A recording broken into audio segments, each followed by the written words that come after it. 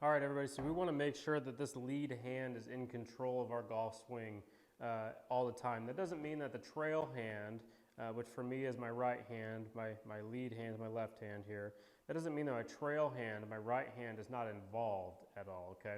The trail hand is responsible for some speed and some stability and power throughout these golf swings, okay? So it's important to note that it's not really doing nothing, but it's definitely not the primary driver behind our golf swing here, okay?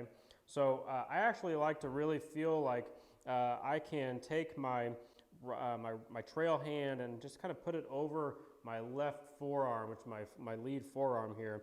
And I'm really trying to feel like as I'm taking this club back, I'm extending this left arm, this lead arm, back as far as I can. And that motion right there is very much a one-piece takeaway. Like I'm trying to feel like I'm just pushing this golf club back with my shoulder. I could move my hand behind my back and push that club all the way back, and now I've got a really good solid setup position, or backswing right here.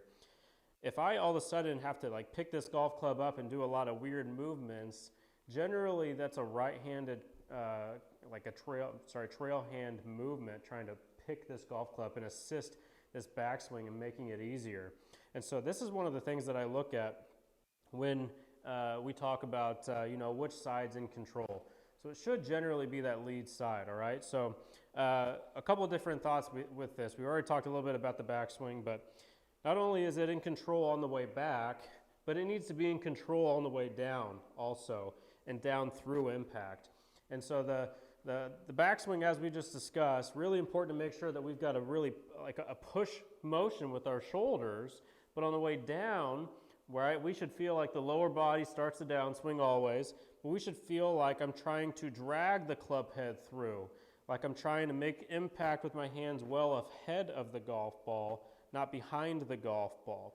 Generally, when I see people hit a golf ball with their hands behind the ball like this, that's a right-handed throw or a trail-handed throw, like I'm trying to throw the club head, like I'm actually trying to hit the ball, when in reality, it's very much a collect the golf ball and send the golf ball versus hit.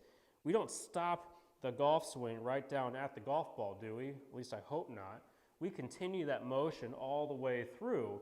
And so it's important that this lead arm stays in control for as long as possible, all the way through. Generally, I like to see it in control at least until we can point it at the target here. That's going to allow us to keep the club face as square as possible throughout the entire golf swing. And then eventually that right side will take over just because we're swinging a weight on a stick, right? Eventually we've got to have control of that thing moving all the way around. All right, so just to recap here, we want to feel like not only do we push this golf club back with our lead side, but we drag it through as well.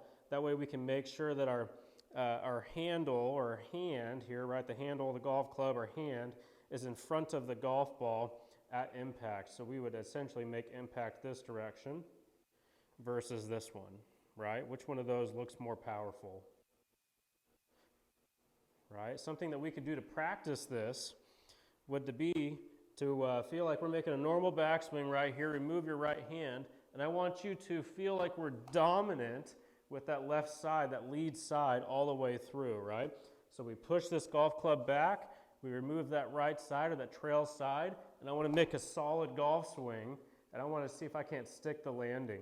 Generally, when I'm able to stick my landing like that, I know that we're in pretty good control. If I'm all over the place, probably not holding the golf club correctly, we need to go back and review the grip videos, okay? But keep that in mind as we're trying to make sure that this lead side, okay, it stays in control throughout the entire golf swing. That's going to really make sure that we can, again, be consistent with the impact, which is really what's causing the golf ball to go in its initial direction.